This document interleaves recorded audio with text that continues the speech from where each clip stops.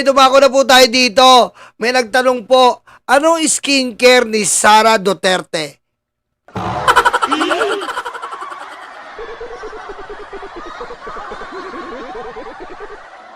Ayan, may nagtanong po, ano po ba daw ang skincare ni Sara Duterte? Ang sagot, confidential funds. Ikaw talaga.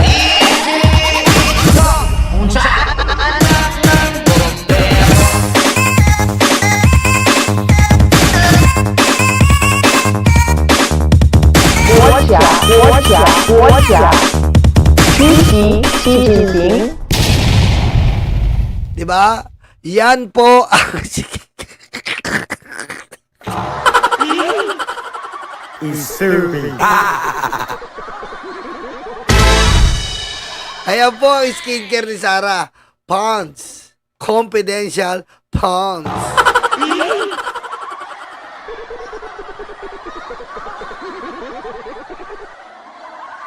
Ngayon, eto na po si Sara. Hindi ka pwede, Duterte ka. BP Sara kick out of Bacolod rally over family name. Ayan po. Si Sara po ay tinapon ng mga Ilonggo. Ilonggo yan, di ba, Bacolod? Ilonggo. Di ba? Ilonggo ba? Tama? Ha? Ilonggo ba? Ilonggo yung Bacolod, di ba?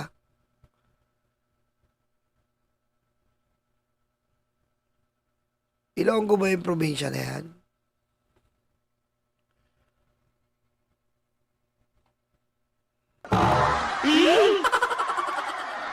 Negrense po.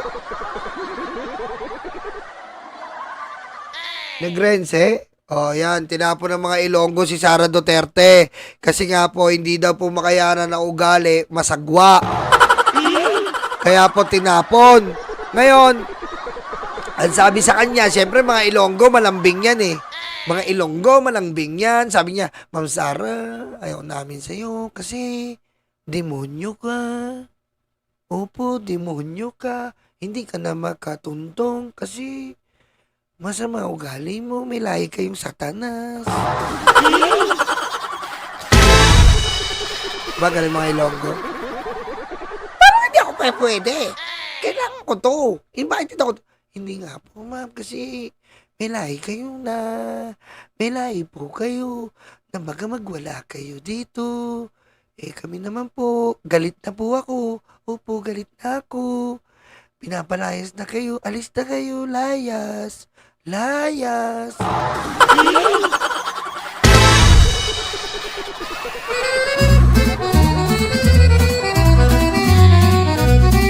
Galit yung mga Ilonggo eh, no? Galit na yun. Galit na yun sa mga Ilonggo. Galit na yun. Kasi mga malambing yan eh. Ganun sila magalit eh. Namumula muna na sa galit pero galit na ako sa'yo. Pag hindi ka pa umuwi, talagang hindi ko na alam gagawin ko. Serving.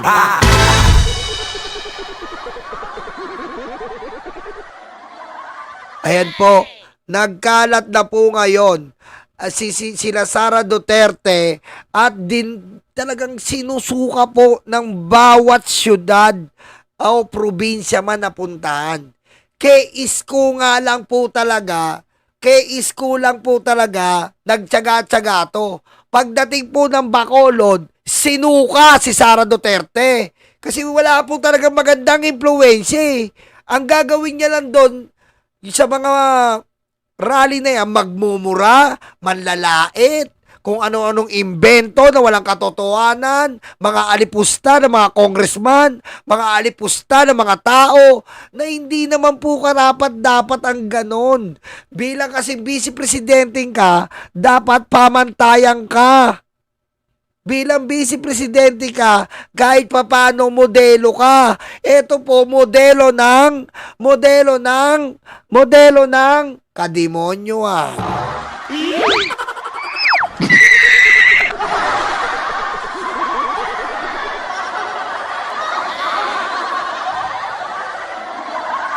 Kaya po napagdesisyonan sa Bacolod na itapon na ang mga Duterte.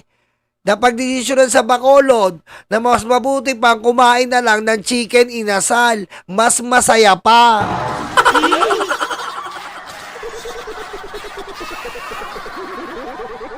Di ba? Napagdesisyonan sa Bacolod na mas maganda pa manood ng sabong kaysa makita yung mukha niya at yung panga niyang ang laki.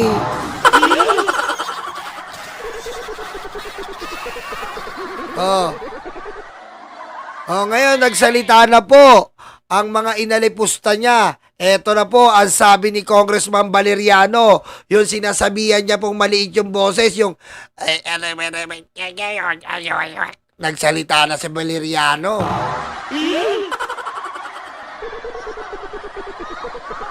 Sabi niya, kahit araw-arawin pansin ni Sara at Isko ang panlalait sa akin, sa leeg ko, sa tiyan ko, hindi na ito nabubura ang tapat at totoong serbisyo na naatid ko sa ikalawang distrito ng Maynila. Teko, ang sabi ni Valeriano, kasi si Valeriano yung nag-ano ng good governance eh. Di ba? Kumbaga inilait kasi ni Sara yung leeg eh, tsaka yung boses niya, yung tiyan niya.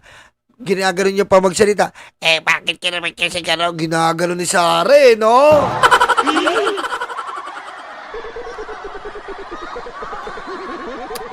Mabubuting tao at may wastong asal po kaming mga taga-Tondo. Hindi kami nakakipagbastusan sa mga bastos. Tama? Yung mga ganito kasi pong klaseng tao, wala po talagang modo. Alam mo yun? Wala pong modo si Sara. Akala niya, yung mga sinasabi niya, ginagawa niya, natutuwa ang mga tao. Akala niya, ganun pa rin yung mga tao noong 2016 na kung saan nagmumura-mura yung tatay niya, nambubudol-budol yung tatay niya, pinapalakpakan pa. Ngayon wala na. Kasi kung epektibo yan, madami sila sa rally. Kung epektibo yan, madami pong EDSA. Kung epektibo yan, hindi na sila magbabayad ng boost up. Zane Nika Dos Valdez, maraming salamat po. Okay? Ganyan po yun. Kaya saludo po ako kay Congressman Valeriano. Saludo po ako kay Congressman Abante. Saludo po ako kay Congressman Joel Chua. Huwag po kayong mag-alala. Kahit ano pong panlalait ni Sara sa inyo, hindi na po mabubura ang record nyo para sa taong bayan na kung saan inalagaan nyo po ang pera ng taong bayan. Kayo po mismo ang gumawa ng paraan para po mahanap ang lagi naming nawawalang pera. Yung pera po namin na ninakaw, kinurap ni Sara Duterte. Ang pera po pinaghirapan namin kada buwan na kinakaltas ng gobyernong ito. Samantalang si Sara po tinambalustay lang. Nilustay lang po ng nilustay para sa sarili nilang kapakinabangan. At ang pera ng taong bayan ngayon po ay gagamitin para sa demonyo niyang ama, para po sa pag-aabogado na gumagastos sila ng 200 million.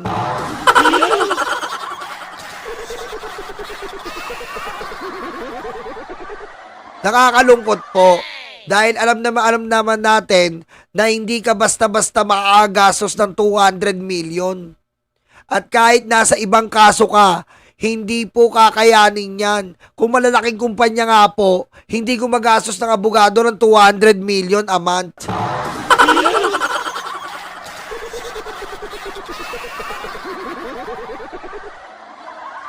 Isipin nyo na lang po. Ha? 200 million a month. Saan nyo po kukunin yon? Sa taong bayan po kinuha yon. Sa ating dugot pawis na ninakaw ng pamilya Duterte. Sa peking war on drugs. Sa peking pogo na nakakatulong sa ekonomiya. Yan po ang pinagkuhanan ng pera natin. Sa peking tulong ng Parmali noong pandemya. Ayan po, diyan napunta ang ating mga pera na tangay-tangay po at ginagamit pa rin pambubudol sa mga Pilipino, pantotrol pan, pera ng taong bayan.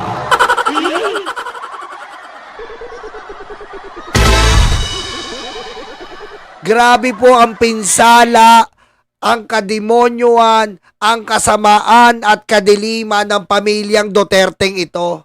Akala mo sila lang ang dapat intindihin ng mga tao na Pilipino.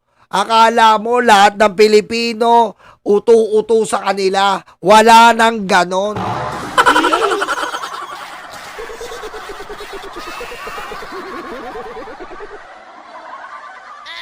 BP Sara admits she's on ICC arrest list but says Bato and Albayalde will go first. Sara, wag ka na magpaawa. Wala kaming pake kung nandun ka o wala. Ang pake namin, lumayas ka bilang vice presidente.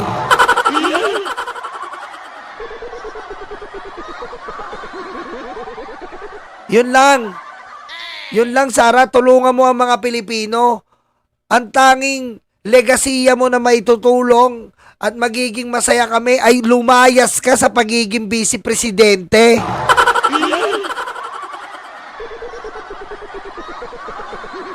Yun na lang, Sara. Yun na lang. Napakabait ng Pilipino eh.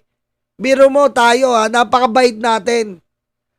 Kahit nga noong mga panahon dati na nanakawan tayo, ang gusto lang natin ay umalis, matanggal sa pwesto. Nakita natin yan sa EDSA na sinasabi nila. Ganun eh. Pero ito, umalis ka na, Sara, please.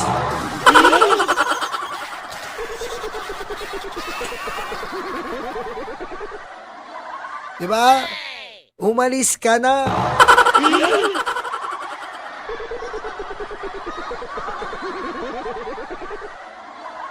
Kahit kailan wala kang magandang dinulot. Doon pa lang sa estudyante, wala kang puso at dangal. Ginawa mong mga ghosting. Woo!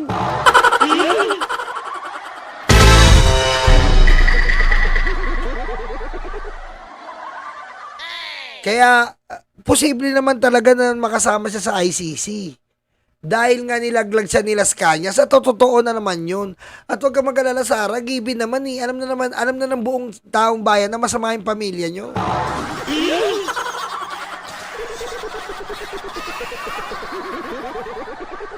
Diba? Alam na ng buong taong bayan na masama ang pamilya nyo. Sus mio naman, no? Yes, sir. Oo. Naa ko sa listahan. Daghan kaayo mi nga naa sa listahan sa ICC. Nahibaw ko, anak, kay pag-abot na ko dito, natingala ko nga nung sa sugod, pwede pa ko mabisita kada adlaw. Giundang nila, pagkahuman ilangan ang gina-record ang mga ginaistoryahan na mo ni Pangulong Duterte. Alam mo, Sara, ganun talaga yon. Nire-record ka doon sa ICC. Siyempre, kinakausap mo preso eh.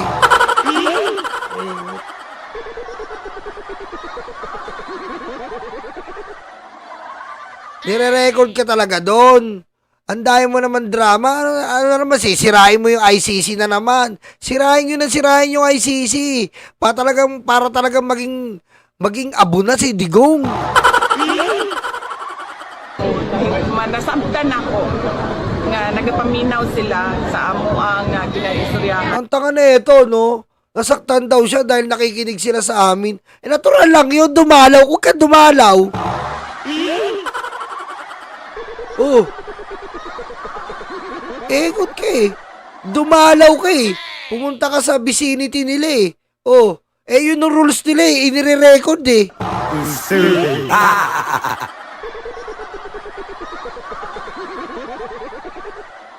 Oh, dumalaw ka sa kanila eh. Oh, di i-record ka. Hindi ka naman abogado, katulad ni Capman. Kung si Capman yun, diskarte nila yun. Hindi pwede i-record yun. Oh, kasi malalaman yun diskarte nila yun. Pero ikaw, wala ka naman automatic re-record yan. Diba? Kasama yan sa re-record. Kasama ka sa files eh. Ano masama doon? Engot. Kay ang ilahang huna-huna ang amo ang ginaistoryahan ko unsa ang kaso o unsay ginabuhat sa kaso na ginabuhat nato sa kaso dinhi sa Pilipinas o mga strategy sa kaso. Dili lang ako, layo pa ang ako ang pangalan dito. Ang naunang mga pangalan dito mao kay Senator Bato de la Rosa, kay katong dating Chief Albayalde, ang katong dating Police General si Danao o Police General si Karamat. Napo dito ang pangalan ni Bongbong. O nausas ila bago ako. O yan sabi ko sa inyo. Di ba sinabi ko sa inyo? Anong sabi ko nung nakaraang araw? Ni Nostronolus. Sabi ko sa inyo bago pa, ayaw maniwala Oh, papakita ko sa inyo. Hindi na ubra yan kay Nostronolus. Nape-predict ko na ang parating na balita. Oh, kailan ko sinabi yan? Oh, hindi na aabot sa impeachment. Oh, ayan sinabi ko, naku po, Sara Duterte, 2 days ago. Ayan 2 days ago. Oh, ayan hindi na aabot sa impeachment. Na-detect na yun ni Nostronolus. Nostronolus nga Oh, diba? Sabi ko sa inyo, na-detect ko na yan. May contact nga ako sa Malacanang na malupit.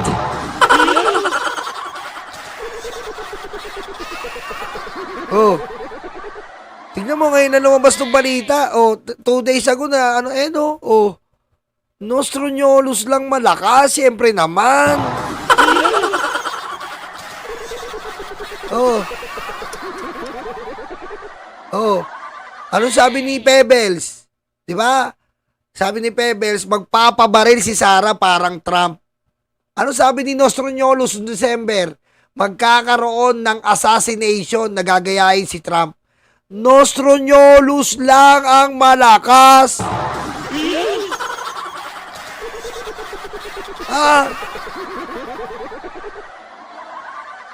Tingnan niyo yung mga record natin noong December. Ngayon lang in-expose ni Pebbles. Nostronolus lang, men. Nostronolus.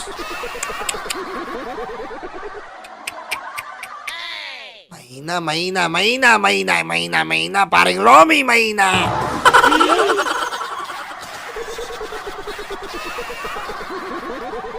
Sabi sa inyo Sara, alam ko na galawan mo.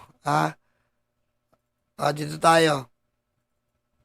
Sa mga campaign promises, dapat po pag ang politiko ay nag-promise na magbibigay ng 20 pesos per kilo na bigas, dapat ay tinutupad yon dahil binoto ka ng mga tao base sa mga sinabi mo. Oh, ikaw, ano ba ginawa mo? Tinupad mo ba?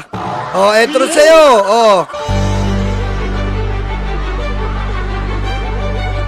Oh, sapul. Yan ang debunk sapul ka, no? Oh.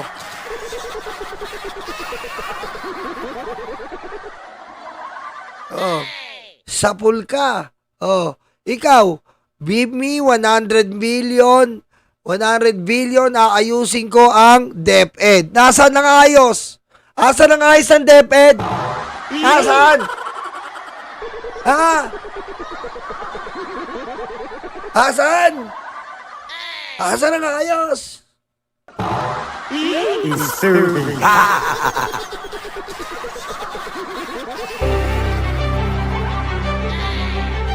Oh, Meanwhile, meron akong pagdududa ha. Na magbebenta sila ng 20 pesos per kilo na bigas pero hindi pang tao. Pwede na! Panghayop. Ha? Yan yung 20 pesos per kilo na binibenta, yung pinapakain sa baboy. Hindi mga baboy ang mga, hindi mga hayop ang mga Pilipino. oh hell no! nakakahiya si Sarah, no? Sarah nakakahiya na. Alam nyo, kayo, alam mo sa totoo lang sa history ng Pilipinas, ito po talaga ang maitatala nating malaking pagkakamali sa buong history. Totoo po yan. Ito na po talaga ang malaking pagkakamali ng mga Pilipino. Malaking pangbubudol sa ating mga kababayan. Malaking disappointment po ang dinulot ng Duterte sa ating bayan.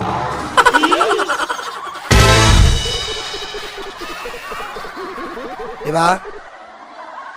Grabe talaga. Kaya nga po, ito si Babalu nga po nagalit kay Sara Si Babalu, ito.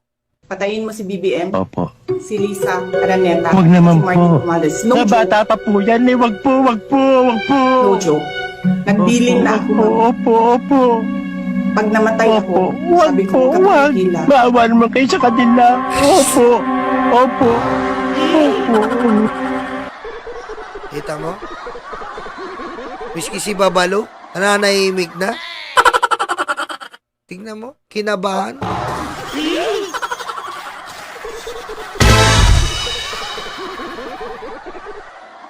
Kita mo, Sarah. Tingnan mo yung ginudulot mo, pati yung mga taong namayapa na.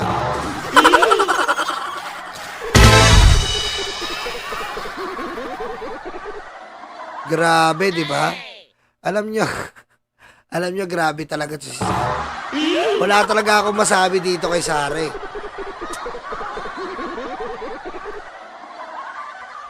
Wala talaga akong masabi dito kay Sarah. Kumbaga, akala niya, madadivert niya ang isip ng taong bayan sa mga daldal niya, alam mo yun. Pinipilit niyang gayahin yung ama niya na si Digong.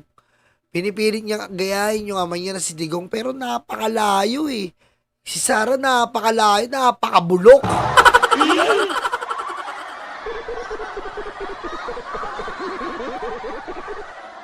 Walang-wala to si Sarah napaka Walang-wala talagang masabi. Walang-wala.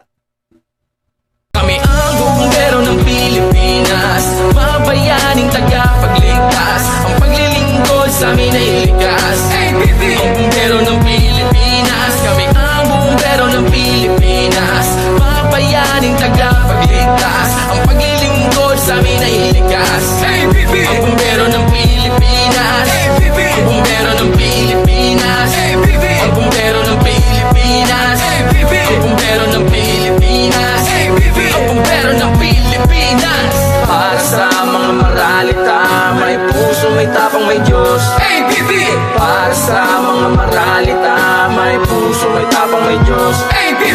Para sa mga maralita, may puso, may tapang, may Diyos. Para sa mga maralita, may puso, may tapang, may Diyos. Kami